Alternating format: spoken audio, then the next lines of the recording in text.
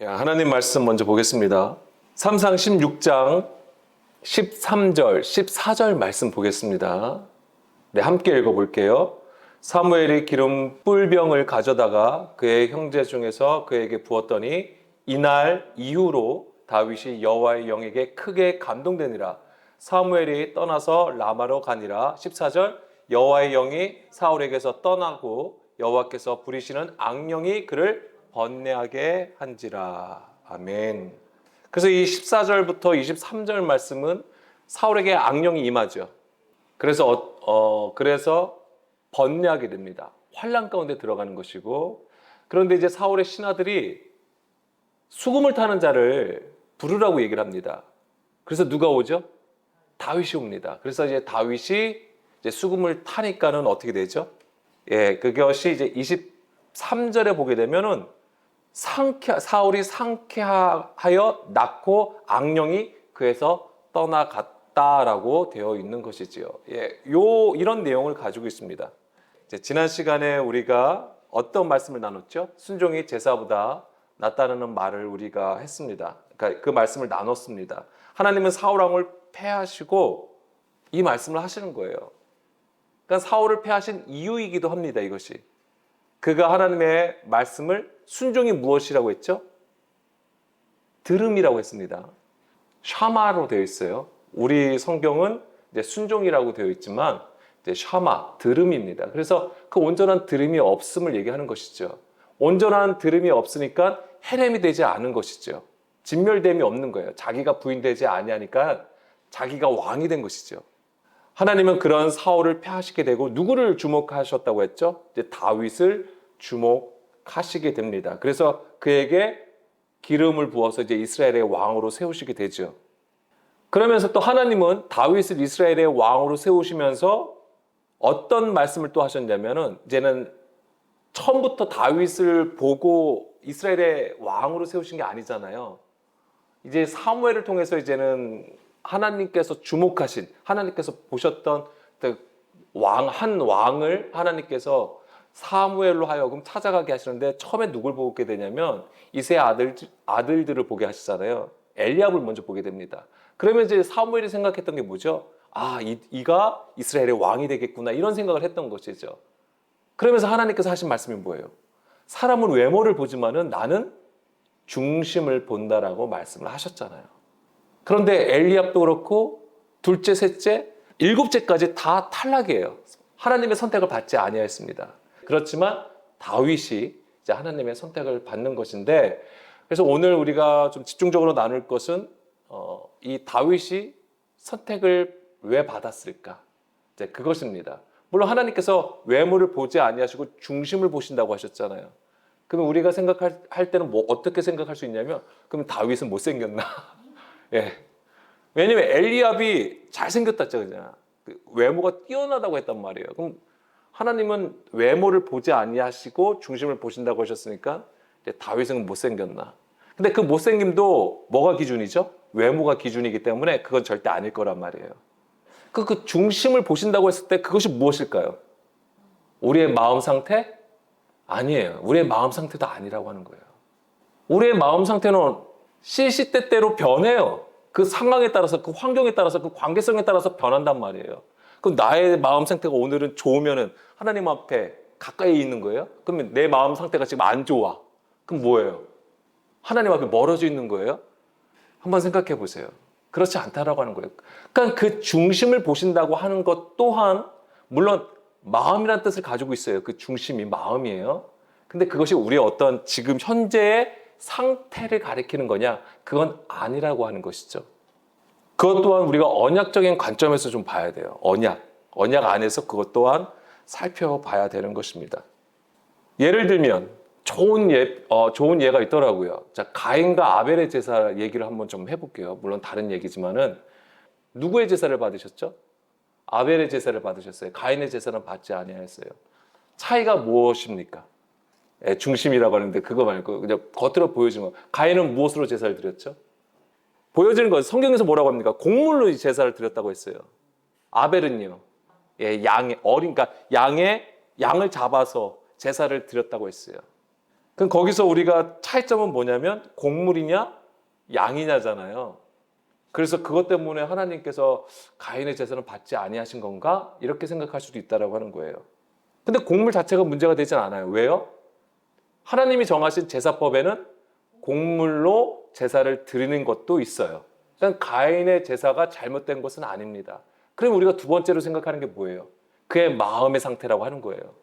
그래서 그 제사를 준비함에 있어서 아벨은 정말 정성껏 있는 힘을 다해서 하나님 앞에 예배를 드렸다고 하는 거예요.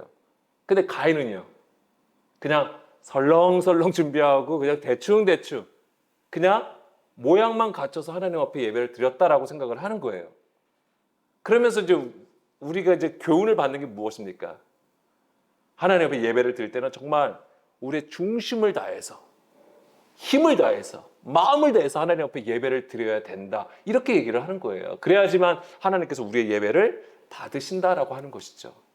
그런데 정말 물론 그런 것은 당연한 거죠. 우리가 하나님 앞에 마음 있잖아요. 그러면 우리의 행함이 흐트러질 수가 없어요. 하나님 앞에 올바르게 서려고 한다고요. 우리의 마음이 하나님을 향하여 선다면 그 행동 또한 하나님 보시기에 바를 수 있는 겁니다. 근데 다만 뭐냐면 그 행함으로 인하여서 하나님 앞에 그것이 인정받는 것은 아니라고 하는 거예요. 하나님께서 더 중요하게 보시는 건 뭐예요? 그 중심이라고 하는 것이죠. 왜냐하면 하는 척 할 수 있는 거기 때문에, 예배를 잘 드리는 척 할 수 있는 것이기 때문에 그래요. 그렇기 때문에 하나님은 우리의 중심을 보신다고 하시는 것이죠. 자, 가인의 제사가 무엇을 의미하냐면 곡물로 드린 거잖아요. 그것은 이제 땅의 소산으로 드린 것을 의미하는 거예요. 땅의 소산으로 드렸다고 하는 것은 사람의 것으로 드린 것을 의미하는 거예요. 가인이. 그게 가인의 제사 자체가 잘못됐다는 게 아니에요. 뭐냐면 성경은 우리에게 그 구조를, 영적인 구조를 우리에게 보여주는 거예요. 그래서 가인의 제사는 사람의 것으로 하나님 앞에 열심을 내는 것을 보여주는 것입니다. 하나님은 그것을 받지 아니하신다고 하는 거예요. 오히려 그것을 불법이라고 여기신다고 하는 겁니다. 반대로 아벨의 제사는 무엇을 의미할까요? 양을 잡는 거잖아요. 이것은 예수 그리스도와 연결이 되는 거예요. 그리스도의 죽음을 보여주게 되는 것입니다. 그리고 그 그리스도의 죽음은 곧 아벨의 죽음하고 연결되는 거예요. 그 아벨의 죽음이 되게 사실은 우리가 볼 때는 너무 헛된 죽음이에요. 하나님께서 가인의 제사를 받지 아니하니까는 화가 난 거예요. 화가 나서 들판에서 돌로 아벨을 죽인 거잖아요. 얼마나 헛된 죽음이냐고요. 근데 이것이 뭘 얘기하냐면 예수님께서 십자가에 죽으신 것을 보여주는 거예요. 그래서 들판이라고 하는 것은 성전의 마당이에요. 그러니까 뭐냐면 사데라고 해가지고 이것은 이제 성전의 마당을 의미하는 거예요. 거기서 가인의 제사라는 것은 예수님 당시에 종교 지도자들, 바리새인 서기관들이 하나님 앞에 예배를 드리는 걸 얘기하는 거예요. 제사를 드리는 걸 의미하는 것이죠. 근데 그것이 뭐냐면 사람의 열심으로 드리는 것이죠. 그 열심이 오히려 성전을 삼키는 꼴이 된 거예요. 예수님을 영접하지 아니하고 오히려 그 아들을 죽이는 것이 되는 거죠. 그게 바로 예수님의 십자가가 되는 거예요. 그러니까 아벨의 죽음 바로 이런 것들을 보여주는 겁니다. 그 요한복음 2장 17절 볼까요? 사람의 열심이 성전을 삼킨다라고 되어 있는 것이잖아요. 그러면서 이제 그 밑에는 무슨 얘기가 있습니까? 예수님께서 사흘 동안 내가 성전을 세운다. 이것을 말씀하시는 거잖아요. 이게 바로 이제 예수님의 십자가와 부활에 대해서 말씀을 하신 것이고요. 그래서 이 복음서에는 이 예수님의 죽음을 다 기록하고 있어요. 사복음서에 다 기록하고 있습니다. 그런데 이 유대인들, 특히 이 바리새인 서기관들은 이 예수님을 죽임에 있어서 무엇 때문에 죽인 것입니까? 자기의 기득권을 유지하기 위해서 죽은 거예요.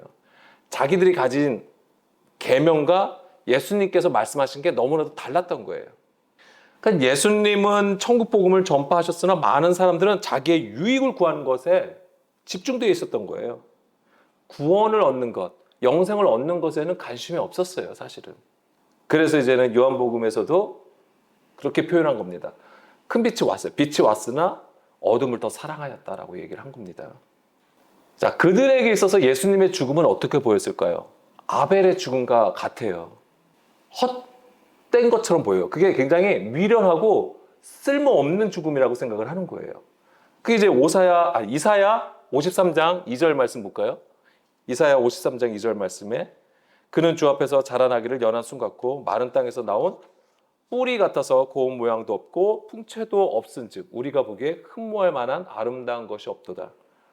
그는 멸시를 받아 사람들에게 버림받았으며 강고를 많이 겪었으며 질고를 아는 자라. 마치 사람들이 그에게 얼굴을 가리는 것 같이 멸시를 당하였고 우리도 그를 귀히 여기지 아니하였도다.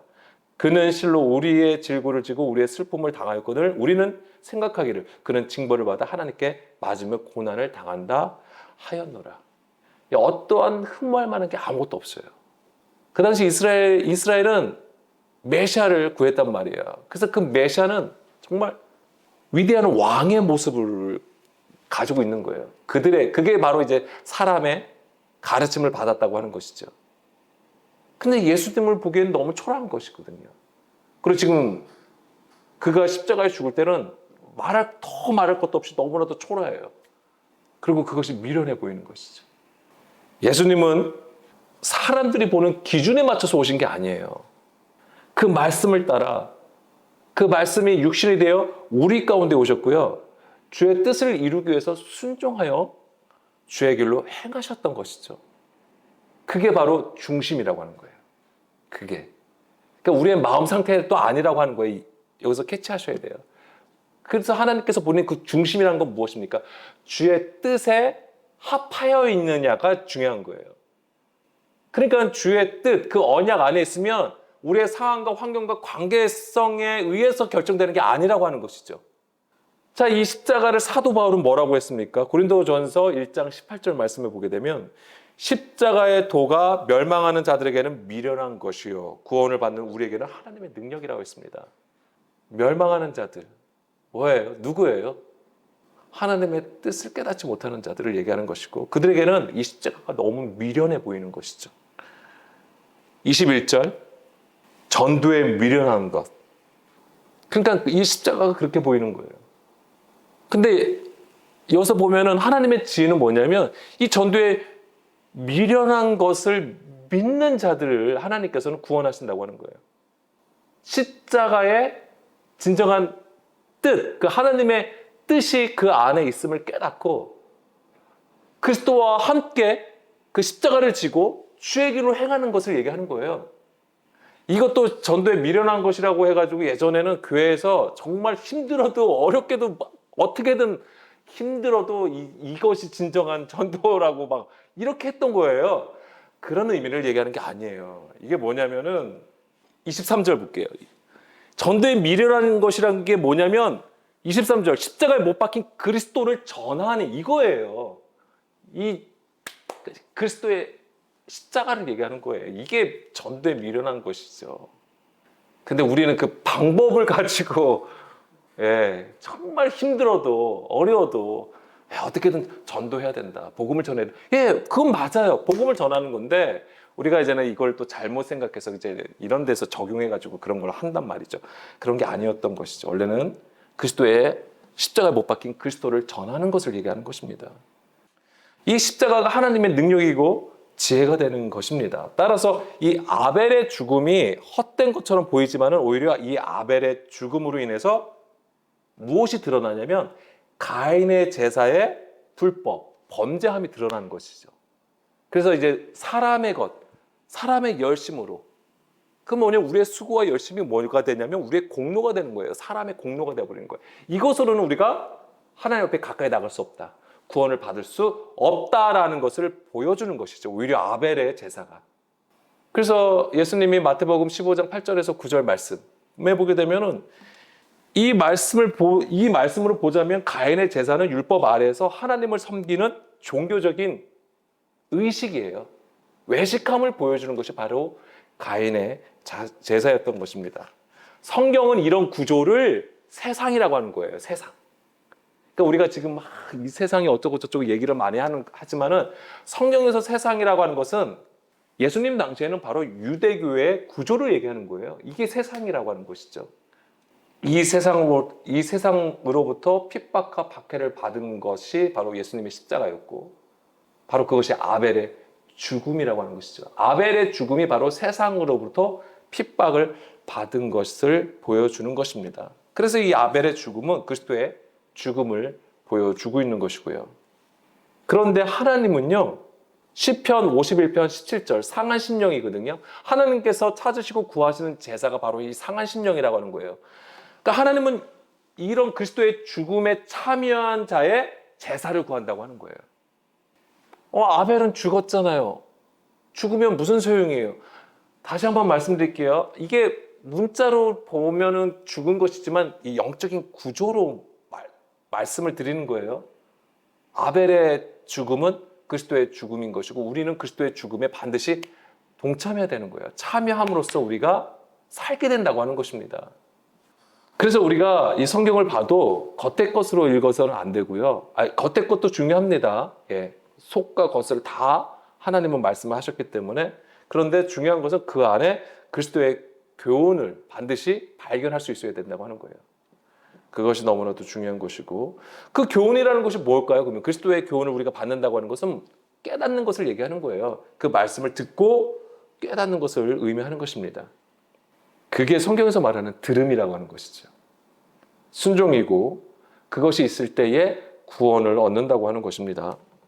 자, 하나님은 외모를 보지 않고 중심을 보신다는 말씀을 우리가 얘기하다가 이제 가인과 아벨 얘기를 하는 것인데, 하나님께서 보시는 그 중심이라는 것은 우리의 마음의 상태가 아니라고 말씀을 드렸습니다. 물론 우리의 마음 상태도 중요합니다. 그렇지만 하나님이 보시는 그 중심이 우리의 마음 상태라고 한다면 우리는 그 좋은 마음을 가지려고 애써야 되는 거예요. 굉장히 애씀이 있어야 되는 거예요. 왜?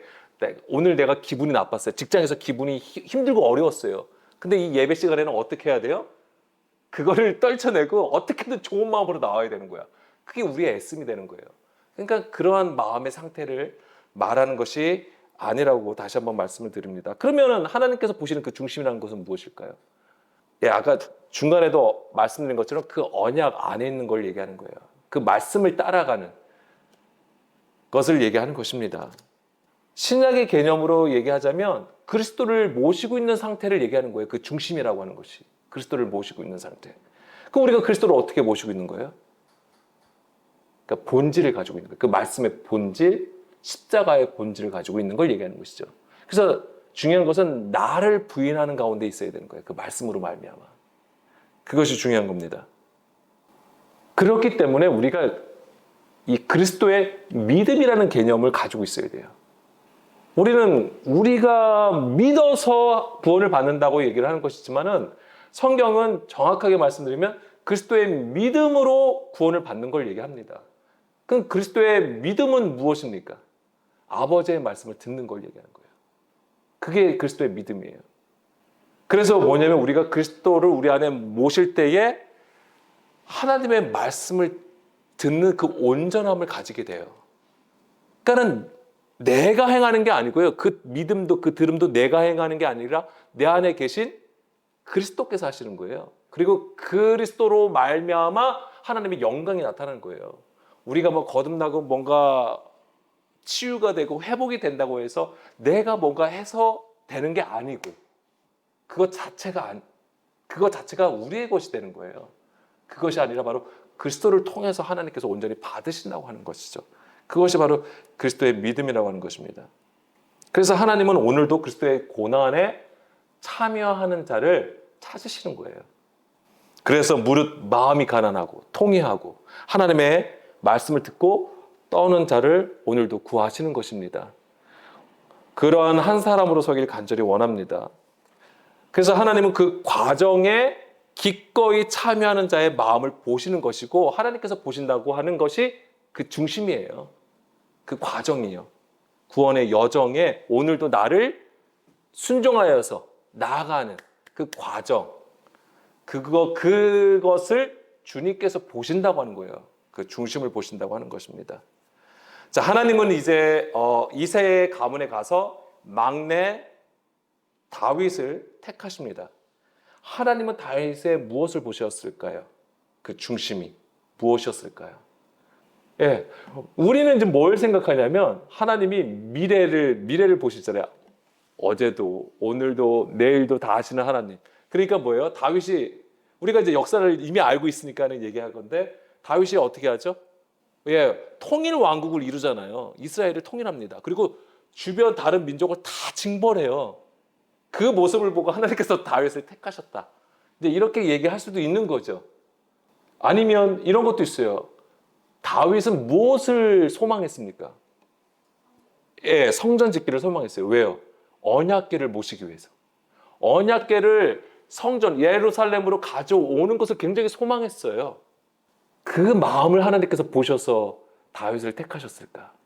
우리 나름대로 막 해석하기도 하고 막 이해를 하려고 하는데 그렇지만 그것 또한 하나님의 어떤 택함을 받은 걸 우리는 몰라요. 사실은. 정말 하나님께서 그렇게 해서 그를 택하셨을 수도 있지만은 우리는 이제 무엇을 봐야 되냐면 이 3상 16장에서 힌트를 얻을 수 있습니다. 그래서 다윗이 막내라는 거하고 그 다음에 양치는 자라고 하는 거예요. 이 두 개를 통해서 하나님께서는 그 중심을 보셨다고 하는 것이죠. 그래서 3상 16장 11절 말씀에 보게 되면은 아직 막내가 남았는데 그는 양을 지키나이다 라고 했습니다. 자, 이것은 뭐냐면 하나님의 뜻에 합한 영적 배경이 되는 거예요. 이게.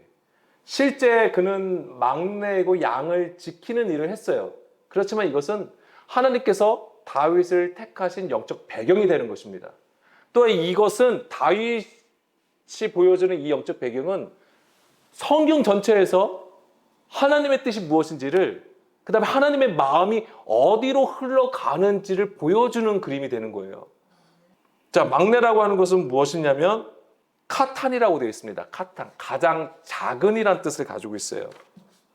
그러니까 이 막내가 의미하는 것은 지극히 작은 자를 얘기하는 거예요. 지극히 작은 자. 성경에서 이 지극히 작은 자 누구죠? 그리고 무엇을 의미합니까? 지극히 작은 자는 예수 그리스도를 가리키는 것이고요. 이 지극히 작다라고 하는 것은 율법의 본질을 얘기하는 거예요. 그러니까 예수님이 지극히 작은 자라고 하는 것은 율법의 본질을 가지고 있음을 얘기하는 거예요. 그렇기 때문에 이 본질을 가지고 있으시기 때문에 율법을 완전케 하시는 것을 말씀하신 겁니다. 마태복음 5장 18절 진실로 너에게 이르노니 천지가 없어지기 전에는 율법의 1.1획도 결코 없어지지 아니하고 다 이루리라. 그러므로 누구든지 이 계명 중에 지극히 작은 것 하나라도 버리고 또 그같이 사람을 가르치는 자는 천국에서 지극히 작다 일컬음을 받을 것이요 누구든지 이를 행하며 가르치는 자는 천국에서 크다 일컬음을 받으리라. 바로 이 율법의 본질을 가졌을 때 천국에서 큰 자가 되는 거예요. 그것은 하나님의 마음을 안다고 하는 것입니다. 하나님의 뜻이 무엇인지를 깨닫고 행한다고 하는 거예요. 그랬을 때에 그 율법을 완전케 하는 것입니다. 그것이 바로 이제 17절에 되어 있는 것이고요. 그리고 이 지극히 작은 자는 어린 아이가 되기도 하는 것이죠. 성경에서는. 마태복음 18장 4절에서는 이 어린 아이는 자기를 낮추는 자라고 얘기를 하셨어요. 이런 자가 천국에서 크다고 하는 것이죠. 아까 마태복음 5장 19절에서는 뭐라고 했습니까? 그 계명 중에 지극히 작은 것 하나를 가르치고 행하는 자가 천국에서 크다고 했잖아요. 그러니까 이 어린아이, 자기를 낮추는 자가 누구입니까? 어떤 자예요? 율법의 본질을 가르치고 깨닫고 행하는 자를 얘기하는 거예요. 예수님이 바로 이런 자였던 것이죠. 자기를 부인하고 자기 십자가를 지고 예수님을 따라가는 그 중심을 하나님은 보시는 거예요. 오늘도. 자, 그래서 이 다윗이 막내라고 했잖아요. 이것은 사울과 반대가 되는 개념이에요. 사울은 뭐라고 되어 있습니까? 예, 큰 자예요. 키가 큰 자. 이스라엘 유대인들 중에서 키가 크다고 표현된 것은 사울 왕이 유일합니다. 사울 왕에게만 적용이 돼요. 이 키가 크면 실제 키가 큰 것도 있었겠지만은 그의 영적 상태가 거만한 상태에 있음을 보여주는 것입니다. 사실 키가 큰 것 자체가 문제가 되는 건 아니에요. 다만 그가 하나님의 말씀을 듣지 아니함으로 교만하고 거만한 상태라고 하는 것이죠. 그래서 하나님의 말씀을 듣지 않고 유익을 따라서 자기가 옳은 소견대로 행하는 것을 보여주게 되죠. 그것 때문에 하나님으로부터 버림을 받게 되는 것입니다. 그리고 이제 두 번째, 이제 막내라고, 첫 번째는 막내라고 했고, 두 번째 힌트가 되는 것이 바로 양치는 자라고 하는 거예요. 근데 이거 어디에 있습니까? 어디에서 양을 치는 거예요? 베들레헴. 베들레헴이에요. 그리고 이 베들레헴은 예수님이 나신 곳이기도 합니다. 그러니까 이것이 굉장히, 이게 깊은 영적 연관이 있는 거예요. 왜 예수님은 왜 베들레헴에서 나셔야 했는가? 그리고 예수님은 왜 구유에 누이시고 왜 목동들에게 그 소식이 처음 전해져 가지고 온 거잖아요. 왜 그런 그림들이 왜 있어야 될까? 그것들은 과연 무엇을 의미할까? 굉장히 중요한 그림들입니다. 미가서 5장 2절에서는 베들레헴에 대해서 베들레헴 에브라다야. 그래서 이거 지난 시간에 나눴던 건가요? 예전에 나눴을 때에 이 에브라다가 뭐라고 했습니까? 열매를 맺다라고 하는 거잖아요. 그래서 이 열매를 맺는 원리가 무엇입니까? 죽는 거예요. 한 알의 밀이 땅에 떨어져 죽었을 때 많은 열매를 맺는다고 했습니다. 그러니까 예수님은 그런 것들을 다 보여주는 것이죠. 베들레헴 에브라다야 하면서 유다 족속 중에서 작을지라도 이스라엘을 다스릴 자가 나올 것이라고 했습니다. 그의 근본은 상고의 영원에 있다고 했고요. 예수님을 얘기하는 것이죠. 태초의 말씀, 요한복음 1장 1절에서 3절 말씀이 태초의 말씀이 있다고 하면서 이 말씀이 누구를 얘기하는 거예요? 예수 그리스도를 가리키는 것이죠. 자, 예수님은 가장 낮은 자리에 오신 것입니다. 다시 돌아갈게요. 미가서로. 베들레헴 에브라다야. 그곳에 오신 거예요. 예수님은. 가장 낮은 곳에 오신 거예요. 가장 지극히 작은 자가 되셔서 가장 낮은 곳으로 오신 것이죠. 그분이 위에 계셨단 말이에요. 위에 계신 분이 바로 우리 가운데 오신 거예요. 가장 낮은 곳으로 오신 것을 의미하는 거예요. 그게. 그런데 이 베들레헴의 영적 배경은 뭐냐면 거기서 지금 양을 키운다고 했잖아요. 거기서 왜 양을 키워서 어떻게 하는 것이죠? 성전으로 제사를 드리기 위해서 그 양을 키운다고 하는 것이죠. 거기서. 그러니까는 이 성전에서 하나님께 제사를 드리는 데 있어서 흠없는 양을 구별해서 드리게 된다고 하는 거예요. 이 구별된 양을 키우는 장소가 바로 베들레헴이 되었던 것이고, 그러한 구조 안에 지금 다윗이 있는 거예요. 다윗이 그 양을 지키고 키우고 있는 것이죠. 물론 이제 이새의 양을 지키는 것이죠. 근데 표현하기는 뭐냐면 아버지의 양을 지키는 자로 나와요. 아버지의 양을 지키는 자. 그러니까 다윗이 베들레헴에서 아버지의 양을 키우고 지키는 것은 언약의 본질을 가지고 주의 오심을 예배하는 순종이라고 할 수 있는 거예요. 그거 자체가. 우리가 뭐 예배 꼭 제사 대단 앞에서 불을 피워서 하나님 앞에 올려드리고 우리가 뭐 교회에 와서 예배 이런 것도 물론 예배와 제사의 모습이지만은 하나님의 뜻을 따라서 하나님의 그 다윗이 목동이 되어서 그 양을 지키고 키우는 것 자체가 뭐냐면 하나님 앞에 순종이라고 하는 것이죠. 그러니까는 우리의 삶에서도 마찬가지입니다. 우리의 삶에서도 우리의 중심이 하나님 보시기에 합하여질 때에 그 모든 곳에서 우리는 하나님 앞에 예배를 드릴 수 있고 찬양이 되는 거예요. 자, 요한복음 10장 보겠습니다. 요한복음 10장에서 예수님은 선한 목자로 소개가 됩니다. 1절 말씀해 보게 되면은 문을 통하여 양의 우리에 들어가지 아니하고 다른 데로 넘어가는 자는 절도며 강도요 문으로 들어가는 이는 양의 목자라. 문지기는 그를 위하여 문을 열고 양은 그의 음성을 듣나니 그가 자기 양의 이름을 각각 불러 인도하여 내느니라. 그리고 여기서 보면 이제 양의 목자라고 나오고 양은 그의 음성을 듣는다고 했습니다. 그리고 요한복음 10장 14절에서 17절 말씀 보게 되면은 나는 선한 목자라. 나는 내 양을 알고 양도 나를 아는 것이 아버지께서 나를 아시고 내가 아버지를 아는 것 같으니 나는 양을 위하여 목숨을 버리노라.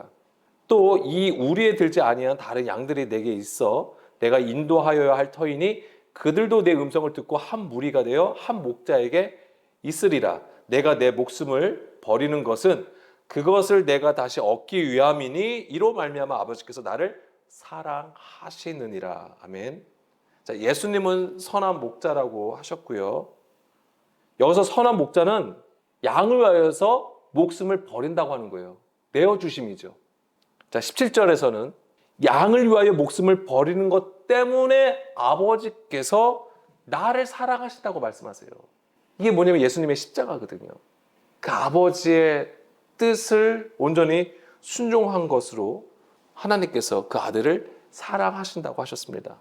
뭐냐면은 하나님의 마음과 하나가 된 걸 보여주는 거예요. 그 뜻 안에서 하나가 됨을 보여주시는 것이죠. 자, 그리고 요한복음 10장 27절 말씀, 목자와 양의 관계를 우리에게 얘기해 줍니다. 뭐냐면 내 양은 내 음성을 들으며 나는 그들을 알며 그들은 나를 따른다. 아버지와 아들의 관계도 마찬가지예요. 아버지의 말씀을 듣고 순종하는 것이 진정한 아들이에요. 하나님의 영의 인도함을 받는 자가 하나님의 아들들이라고 했단 말이에요. 이게 단순하게 그냥 하나님의 성령을 받은 걸 얘기하는 게 아니라 그 영이 무엇을 하십니까? 우리를 진리 가운데로 인도해 가시는 거잖아요. 그 진리 가운데 인도하심은 그냥 하나님께서 그냥 강제로 이끌어 가신 도 있겠죠. 근데 성경에서 말하는 그 인도하심은 뭐냐면 우리로 하여금 뭐예요? 진리의 말씀을 듣게 하셔서 가게 하신다고 하는 거죠. 그래서 뭐예요? 그리스도를 따라가게 하는 거예요, 그게. 하나님이 예수님을 사랑하시는 것, 이것이 다시 볼게요. 요한복음 10장 16절, 17절 말씀에 보게 되면, 자, 예수님이 뭘 하시냐면은, 우리에 들지 아니한 다른 양들이 내게 있어 내가 인도하여야 할 터이니 그들도 내 음성을 듣고 한 무리가 되어 한 목자에게 있는다고 했어요. 하나님은 우리에 들지 아니하는 다른 양들을 인도하시기 위해서 십자가를 지시는 것이죠. 자기 목숨을 버리신 거예요, 이게. 이것 때문에 가장 낮은 곳으로 오신 것이고 지극히 작은 자가 되신 것이죠. 본질을 가진 것, 율법의 본질을 가지신 것입니다. 이게 바로 언약이에요. 언약의 성취죠. 우리를 구원하시려는. 자, 그래서 이제 구약을 좀 보겠습니다. 구약에서 어떤 언약적인 구조들이 있는지를 보게 되면 바로 하나님은 우리의 목자가 되신다고 하는 거예요. 우리는 그의 백성인데 그의 양들이 된다고 하는 것입니다. 시편 100편 3절 말씀, 여호와가 우리 하나님이신 줄 너희는 알쩌다. 그는 우리를 지으시니요 우리는 그의 것이니 그의 백성이요 그의 기르시는 양이로다. 예, 하나님의 백성을 하나님께서 기르시는 양으로 표현하고 있습니다. 시편 95편 7절, 그는 우리의 하나님이시요 우리는 그가 기르시는 백성이며 그의 손이 돌보시는 양이기 때문이라. 너희가 오늘 그의 음성을 듣거든. 여기서 보게 되면은 다시 한번 목자와 양의 관계, 하나님과 우리의 관계를 어떻게 보여주는 것이, 우리는 반드시 오늘 그의 음성을 들어야 된다고 하는 거예요. 그러니까 예수님도 말씀하셨잖아요. 내 양은 나의 음성을 듣는다고 했단 말이에요. 저 구조가 있어야 되는 것이죠. 하나님은 우리의 목자가 되시고요. 우리는 그분이 돌보시는 양이라고 하는 것입니다, 이게. 그래서 이 목자는 그 양들을 어디로 이끌어 가시죠?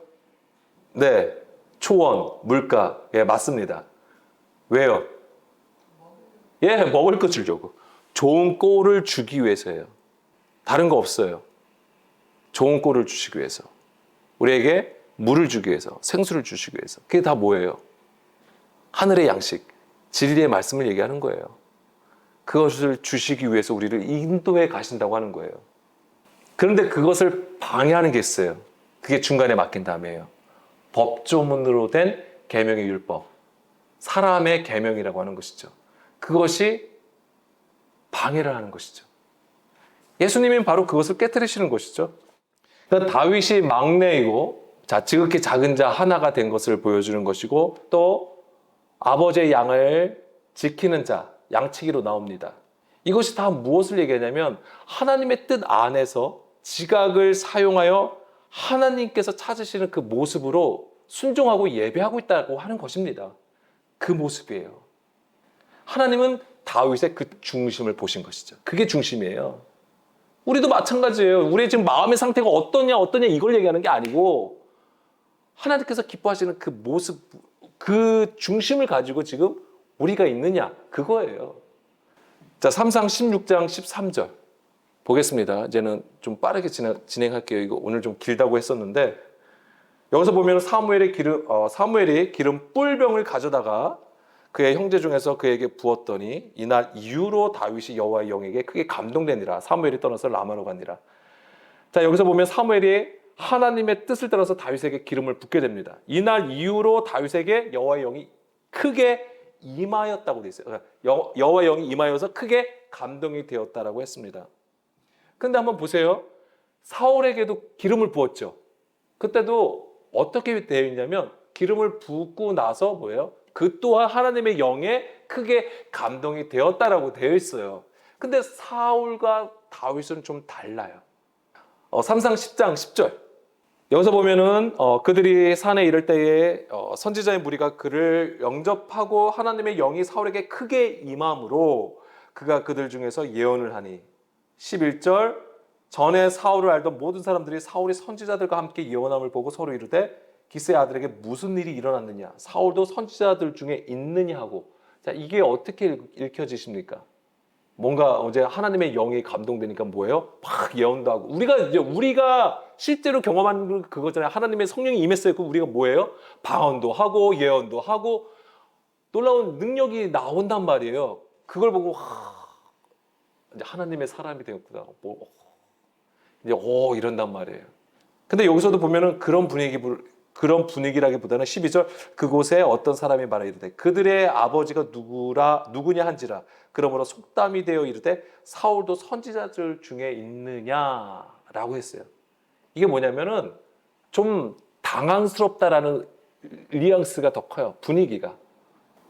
그래서 사울이 하나님의 영이 임하였음에도 불구하고 우리는 다윗이 하나님의 뜻에 합하여 행하지를 아니하였잖아요. 계속 하나님 앞에 불순종하는 모습을 보여주잖아요. 그게 뭐냐면 하나님의 영이 임함으로 뭐냐면 이게 이끌어 가시는 것인데 하나님은 무엇을 보여주시는 겁니까? 사울에게 있어서 분명히 하나님이 사울 왕을 세우실 때 뭐라고 했냐면 이스라엘 백성들에게 뭐라고 그러셨습니까? 사울 왕을 세우면은 세상 임금과 같이 될 것이다라고 했거든요. 하나님은 계속 그런 것을 보여주시는 거예요. 그런데 다윗은요. 다시 16장 13절로 들어가면 하나님의 영이 크게 감동이 되었다고 했어요. 이게 사울과는 좀 다른 건데 뭐냐면 여기에는 하나님께서는 사울과 다르게 다윗을 뭐냐면 더 높은 지경으로 이끌어 가신다는 뜻이 있어요. 이게 뭐냐면 우리가 볼 때는 이해가 안 되는 게 뭐가 있냐면 이날 이후라는 단어가 있어요. 이날 이후로 사울에게는 곧바로 하나님의 영이 임하여서 뭐 예언도 하고 뭐하도 뭐 이렇게 표현됐지만 여기서는 이날 이후로 우리는 이거를 문자로 보게 되면 어떻게 되면 이제는 기름 부음을 받았고 시간이 지나서 아니면 그 뒤에 어떤 일이 일어난 것 그래서 시간적인 개념으로 이 단어를 읽게 돼요. 그런데 원문을 보게 되면 용후 바부 마할이라고 되어 있어요. 그러니까 직역을 하면 이날에 그리고 후에라고 되어 있는데 이 후에가 말이라는 단어가 쓰여 있습니다. 말. 이게 원래 무슨 뜻이냐면 위에, 위로라는 뜻이에요. 위에라는 뜻이에요. 그러니까 이 얘기는 이 말은 알라라는 단어에서 온 거예요. 알라가 뭐죠? 오르다. 그러니까 하나님께서는 뭐냐면 하나님은 이제는 다윗에게 기름을 부으시고 뭐예요? 이제 더 높은 지경, 위의 지경으로 하나님께서 이끌어 가시겠다라고 하시는 것입니다. 이게. 그런데 다윗의 그 이후의 행적을 보게 되면 계속 뭐예요? 고난의 연속이에요. 물론 처음에는 사울과 함께 뭔가 좀 큰 일을 행하죠. 그런데 이제 점점 이제는 뭐예요? 사울로부터 이제 생명의 위협을 받잖아요. 이제 계속 고난의 길로 가는 것이죠. 그렇지만 그 결국은 그가 이스라엘의 왕으로 세워진다고 하는 것입니다. 그 다음에 14절. 여기서 보게 되면은 여호와의 영이 사울에게서 떠나고 이제는 반대로 이제 사울의 상황을 얘기합니다. 뭐냐면 하나님의 영이 떠났다고 되어 있어요. 그리고 여호와께서 부리시는 악령이 그를 번뇌하게 하였다라고 되어 있습니다. 여호와의 영이 사울을 떠났다고 했습니다. 이것은 뭐냐면 실제로 아직까지 현실적으로는 이스라엘의 왕이지만 영적으로는 왕권이 박탈된 거죠. 폐지가 된 거예요. 패하셨잖아요. 성경적으로 보면은 죽음을 얘기하는 것입니다. 죽은 상태가 되는 것이죠. 그러니까 뭐예요? 번뇌가 온 거예요. 근데 이 번뇌를 오는 것이 어떻게 왔냐면 여호와께서 부리시는 악령이라고 되어 있어요.